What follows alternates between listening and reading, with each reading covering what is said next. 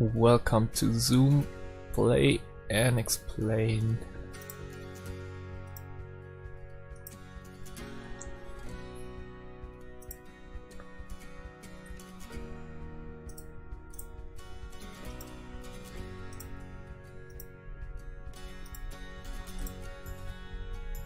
Still on NL16.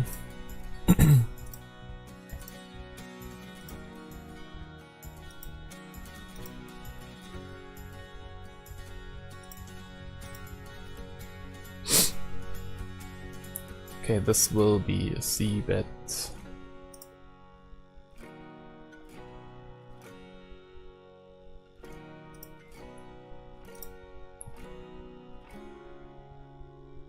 I'm gonna triple barrel here.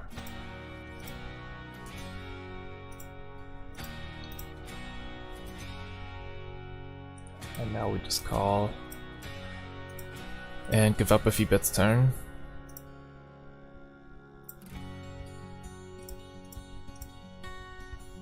Now we hit the straight. On this turn I'm gonna donk bet.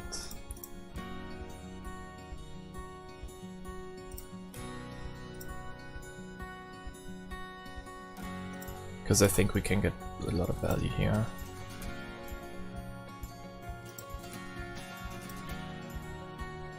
But it's really hard to get value by check calling or check raising. Because if I check call, he's just gonna start checking a lot at some point. Like, it's unlikely that I check and he bets twice, you know, with a weaker hand. And also, if I check raise turn, against this hand it wouldn't be true, but I think we would often isolate ourselves against much better hands than straight.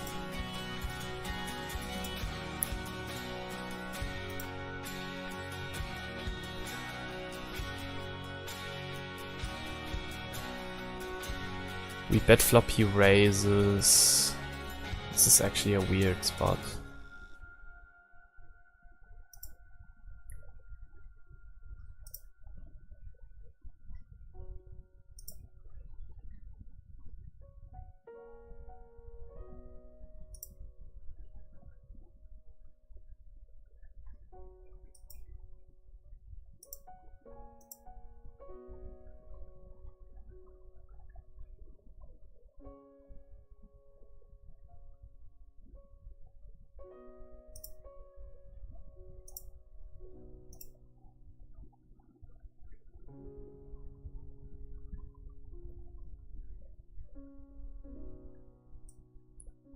We hope for a 10 or a spade that folds to the C bets.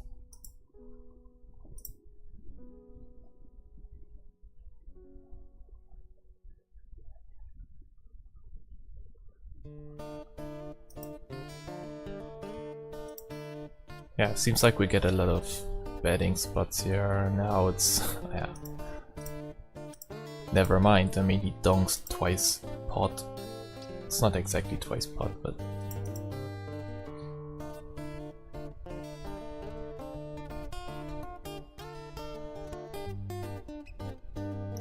okay, we set mine the threes and we hit.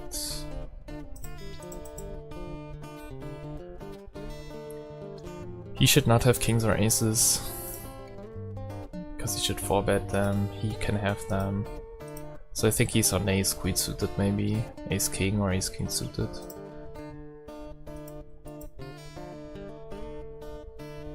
We don't have a heart. Gonna make a small raise. Because if he, like, the hands that we target are basically dead, so I don't worry about giving him odds to draw.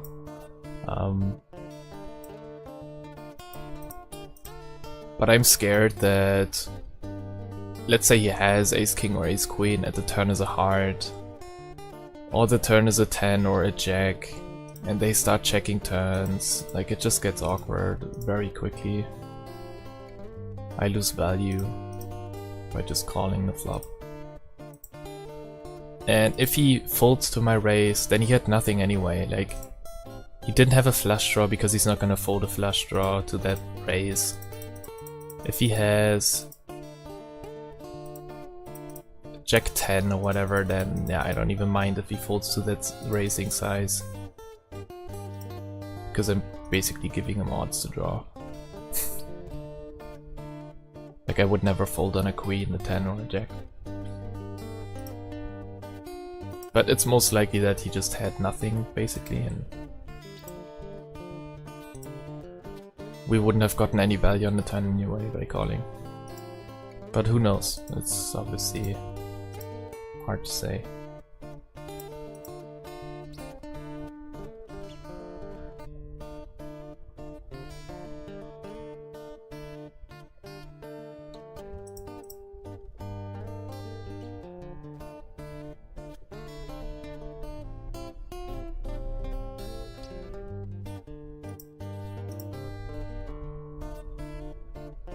Here we get owned.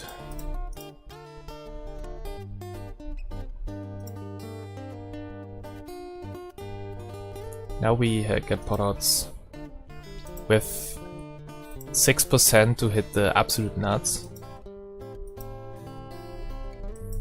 8% if we take the 10 of diamonds as well, and we only need 11% to call, but if we expect implieds on the 10, should be fine. And there's also a very small chance that an ace is also an out, but that's probably very low chance. That, I mean, hitting an ace is 6%, but hitting it and actually being that after we hit it we go to showdown and win, that's obviously much lower percentage.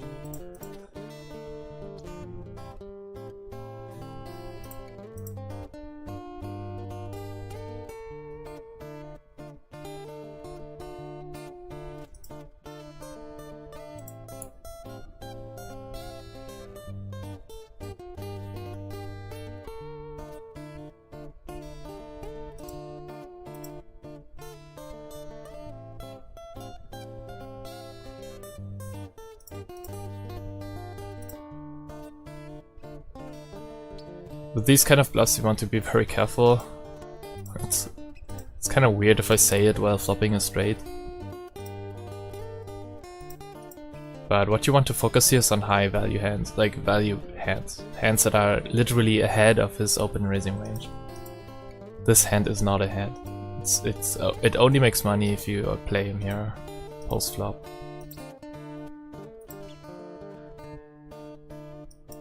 But because I think against this guy it's gonna be the case, I did it.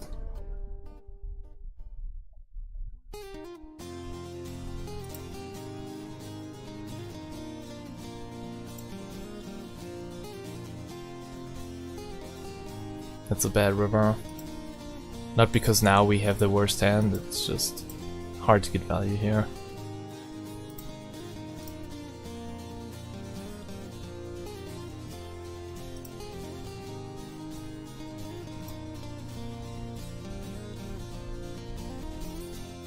And if he goes check raise all in, then he obviously has a flush.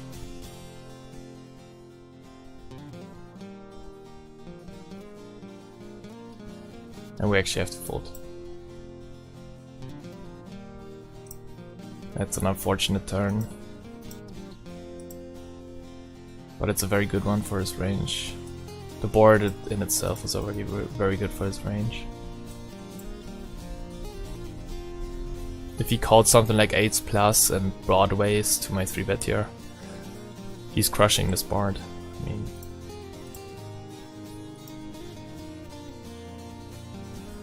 it's really hard for him to have something worse than a pair at this point.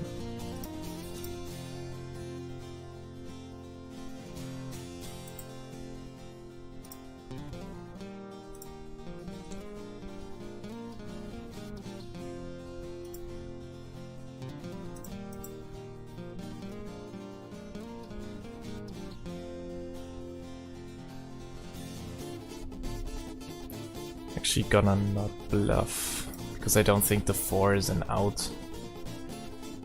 Like, I don't think it's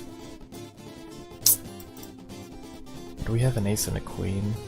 But it's all outs that we can't really value bet comfortably, so I'm just not gonna take it.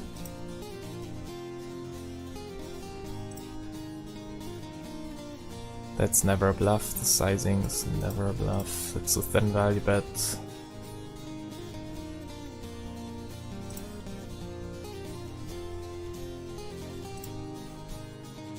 If they bet half pot, then you can bluff catch sometimes.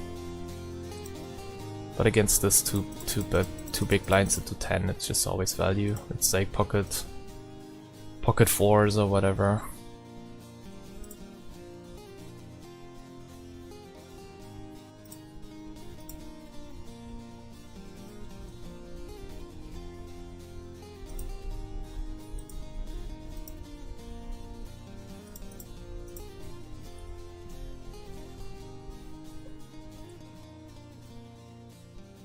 And that's it for this episode. Leave a like or dislike. Press the subscribe button if you haven't yet. See you in the next episode. Bye bye.